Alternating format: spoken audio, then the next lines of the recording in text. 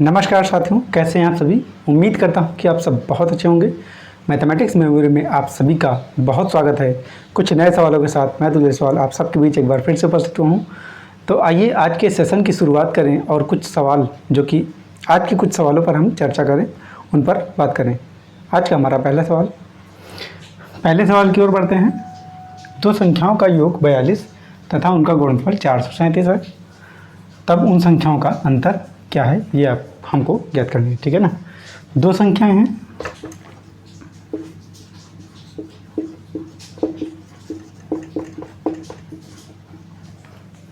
हम ए और बी के फॉर्म में उनको ले लेते हैं, ए और बी।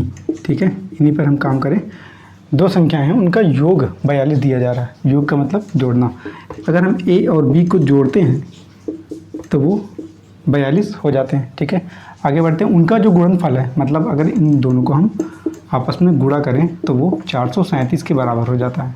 ठीक है, तब उन संख्याओं का अंतर कितना है, मतलब a माइनस बी के बारे में हमसे पूछा जा रहा है।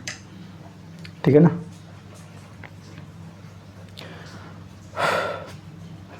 a माइनस बी, तो शुरुआत हम a माइनस बी से ही करते हैं। a माइनस बी बराबर, अगर हम इसका स्क्वायर करें, ठीक है ना, इसका स्क्वायर करें तो ये क्या आ जाएगा, ए स्क्वायर। अगर इसका स्क्वायर करें और इसको हम a प्लस बी का होल स्क्वायर माइनस 4ab लिख दें तो आपकी कोई आपत्ति नहीं होनी चाहिए। ठीक है ना, क्योंकि ये और ये बराबर ही हैं। ठीक है, एक्सपेंड करके देखें इसको। अगर हम इसको खोलते हैं तो a square plus b square plus 2ab आएगा, है ना। उसके बाद माइनस 4ab है, माइनस 4ab। ठीक है, जो तो जो कहते हो लिखा रहेगा, ए स्क्वायर प्लस बी स्क्वायर और 2ab माइनस 4ab आपस में घट करके माइनस 2ab आ जाएंगे, जो कि a माइनस बी के होल स्क्वायर के बराबर होगा। ठीक है, इस हिसाब से ये दोनों बराबर हैं। ठीक है, अब निकालना हमको ये है, a माइनस बी हमको ये दिया गया है, हमको ये दिया गया है। तो अपनी वैल्यूज़ को हम पुट करते जाएं। 42 का square minus 4 into A B का मान है 437। ठीक है, इसको हल करें। 42 का स्क्वायर अगर हम करते हैं तो हो जाएगा 2 दूनी 4, 4 चौके 16 और 4 दूनी 8 दूनी 16, 1764 माइनस 4 का गुणा करते, 4 सत्ते 28, 4 तियाँ 12 और 2 14, 4 चौके 16 1 17, 1748। 1764 माइनस 1748,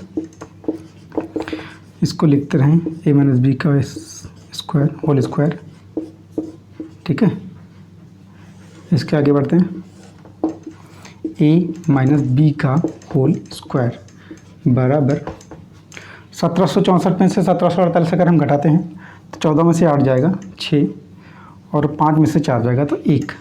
ठीक है, इस हिसाब से a माइनस बी बराबर 16 रूट 16 बराबर 4, मतलब जो संख्याओं का अंतर है ये वो 4 के बराबर हो जाएगा और यही हमारा आंसर होना चाहिए। ऑप्शन नंबर जो बी है वो सही है। ठीक है, अगले सवाल की ओर बढ़ते हैं। दो संख्याओं का गुणनफल 336 है, यदि उनका योग, जो दो संख्याएं हैं उनको अगर जोड़ा जाए तो वह उनके अंतर से 32 अधिक है, तो वे संख्याएं हैं। ठीक है, तो दो संख्याएं हैं,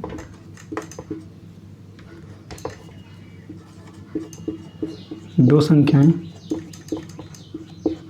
अगर हम उसको कुछ नाम दे दें, एस और टी नाम दे देते हैं इस बार। ठीक है ना, तो इन संख्याओं को ही लास्ट में हमको ज्ञात करना है कि वह संख्याएं क्या थीं। इनकी शर्तें दी जा रही हैं। क्या शर्तें दी जा रही हैं कि इनका गुणनफल दिया जा रहा है 336, मतलब अगर एस और टी को आपस में मल्टीप्लाई करें तो वो 336 के बराबर है। एक कंडीशन तो ये। दूसरी, यदि उनका योग उनके अंतर से 32 अधिक है, योग अंतर से 32 अधिक है, मतलब अगर अंतर में हम 32 जोड़ें तो वो उनके योग के बराबर होता है।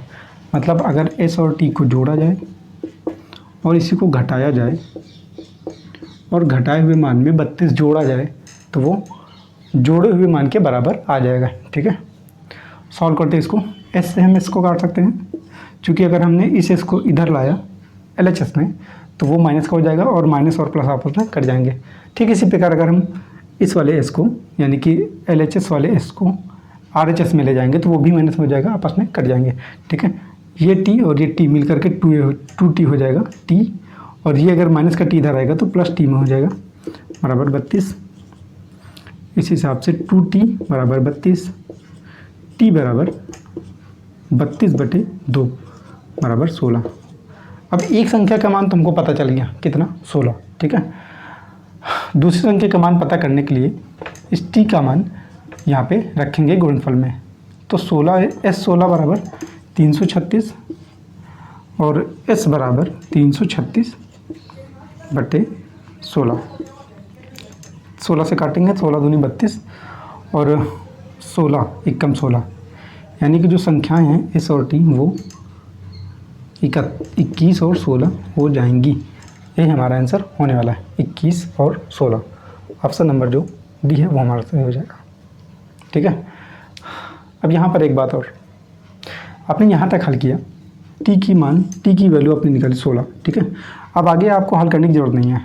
ठीक है, ऑप्शन देखना, अगर 16 एक ही ऑप्शन में है, मतलब आप समझिए 16 एक ही ऑप्शन में एक ही जगह पर है, मतलब 16 कुल मिलाकर जो ऑप्शन है उनमें कहीं और उपस्थित नहीं है, तो ऑप्शन आपका यही सही हो जाएगा। लेकिन अगर और कहीं पे उपस्थित है, यहाँ पे 16 होता मान लीजिए, तब आपको ये हल करना पड़ता। ठीक है, ये चतुराई के साथ आप क्वेश्चन को हल कर सकते हैं ऑप्शन की मदद से। तो आप इतना ना हल करके 21 का मान ना निकाल करके सीधा आप टिक कर सकते थे ऑप्शन नंबर डी। ठीक है, ये तरीका है, हल करने से आप बच सकते थे। लेते हैं अपना अगला सवाल। अगला सवाल हमारा है a का 33 सही 1/3% बराबर b का 1.5% बराबर c का 1/8 हो तो a अनुपात b अनुपात c का मान हमको बताना है। ठीक है, तीन संख्याएं a, b और c, इन तीनों में कुछ संबंध दिया जा रहा है और उस संबंध के आधार पर हमसे तीनों के आपस में अनुपात के बारे में बात पूछी जा रही है। ठीक है ना, तो क्वेश्चन में जैसा जैसा दिया जा रहा है हम वैसा वैसा उसको लिख लेते हैं। इसको समझते हैं।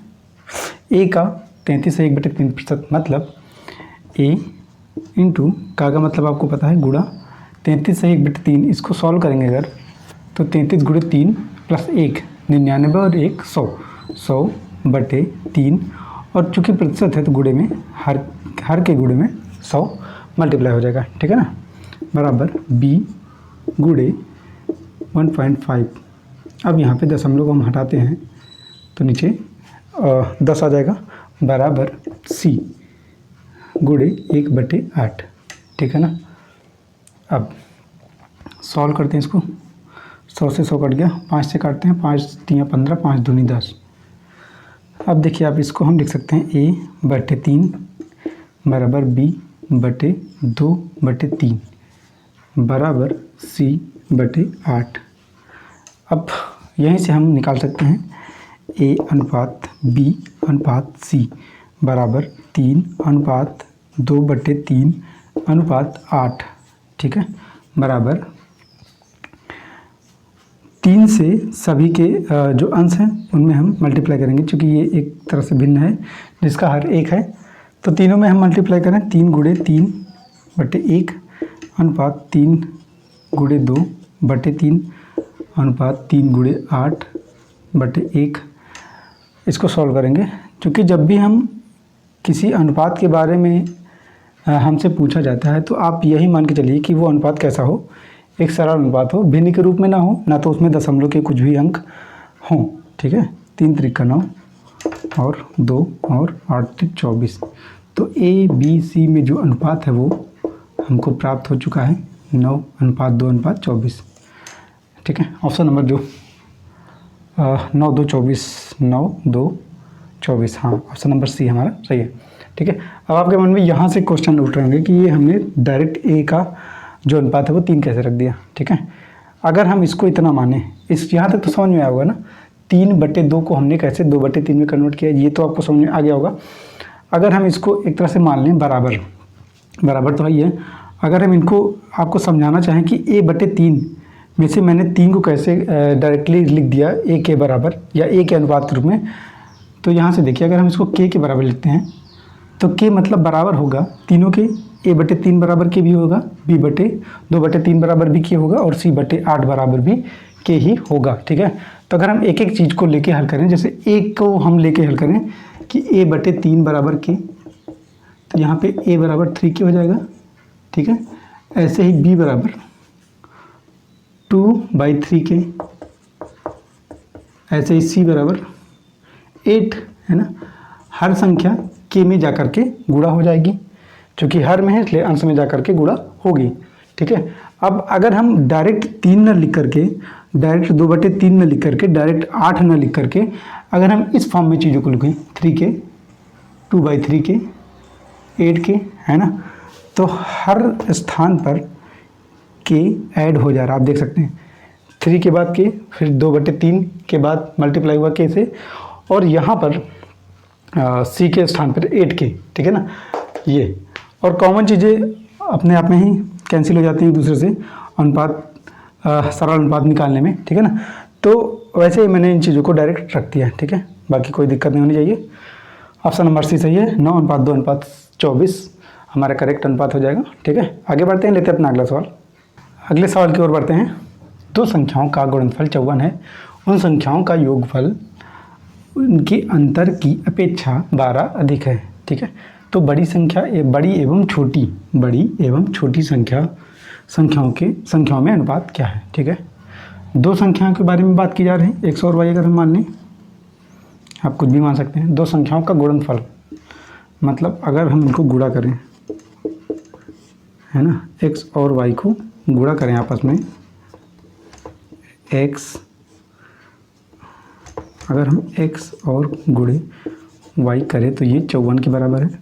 ठीक है, दूसरी जगह दिया जा रहा है उन संख्याओं का योगफल, मतलब इनको अगर हम जोड़ें तो वह उनकी अंतर की अपेक्षा, तो वह जो इनका अंतर है, इन संख्याओं का जो अंतर है उसकी अपेक्षा, मतलब उसका जो मान होगा उसकी अपेक्षा कितना, 12 अधिक है। तो इसमें हम 12 ऐड कर देंगे तभी तो ये इसके बराबर हो जाएगा। ठीक है ना, जहाँ तक तो बात हुई कि क्वेश्चन क्या कर रहा है, क्वेश्चन में कंडीशन क्या दी जा रही है। ठीक है, अब हमसे कहा जा रहा है कि बड़ी संख्या और छोटी संख्या दोनों में अनुपात क्या है। मतलब हमने x में से y को घटाया है, मतलब ये बड़ी हो गई और ये छोटी। ठीक है, तो जो भी मान आएगा उसमें से x का जो मान होगा वो बड़ा होगा और y का जो मान होगा वो छोटा होगा अपने आप में। मतलब हमको x अनुपात y की वैल्यू ज्ञात करनी है। ठीक है, अब यहाँ से हम क्या कर सकते हैं, दोनों समीकरण की मदद से x और y का मान निकाल सकते हैं और उनको यहाँ पे पुट करेंगे और एक सरल अनुपात बना करके उसको अपने ऑप्शन से हम मैच कराने की कोशिश करेंगे। मैच करता है तो ठीक है, वरना कहीं मिस्टेक हुई है भाई। ठीक है, x बराबर x प्लस वाई बराबर x माइनस वाई प्लस 12। अब आप देख सकते हैं सेम जो समान चिन्ह वाले हैं आपस में कट जाएंगे, x कट जाएगा, विपरीत चिन्ह वाले हैं। ठीक है, इनको माइनस वाले y को हम इधर ले आते हैं तो ये हो जाएगा y और ये वाला जो y है वो प्लस में आ जाएगा बराबर 12। यहाँ से 2y बराबर 12, तो y की जो वैल्यू हो जाएगी वो 6 हो जाएगी। y की वैल्यू तो हमें प्राप्त हो गई। अब इसी y की वैल्यू उठा करके हम यहाँ पे रखते हैं। ठीक है, बात समझ में? संख्याओं के योग और अंतर पर आधारित जो समीकरण हमारे पास था उससे हमने y का मान निकाला और उस y की वैल्यू को हम अब इन दोनों संख्याओं के गुणनफल का जो समीकरण है उसमें रखने वाले हैं। तो देखते हैं रखने पर क्या मिलता है हमको। x गुणे 6 बराबर 54, x को इधर ही रखते हैं और 54/6 करते हैं, 6 से काटते हैं, 6 9 54, 9, मतलब जो x की वैल्यू वो 9। अब आप देख सकते हैं x की जो वैल्यू है 9 बड़ी है y की वैल्यू 6 से। ठीक है, और हमसे बड़ी अनुपात छोटी पूछ रहा है, मतलब x अनुपात y पूछ रहा है, मतलब 9:6 हुआ ये। और इसको और सिंप्लीफाई करेंगे हम तो ये हो जाएगा 3:2। तो x और y का जो अनुपात है, या यूँ कहें कि बड़ी संख्या और छोटी संख्या का जो अनुपात है वो हमको प्राप्त हो चुका है, जो कि 3:2 है। क्या ये क्वेश्चन का जो आंसर है वो ऑप्शन से मैच कर रहा है? हाँ जी, ऑप्शन नंबर जो बी है वो करेक्ट है, ऑप्शन नंबर बी सही है। ठीक है, तो रखते हैं आज यहीं तक, अगले सेशन में फिर से होगी मुलाकात। तब तक के लिए नमस्कार, आप सभी का बहुत बहुत धन्यवाद।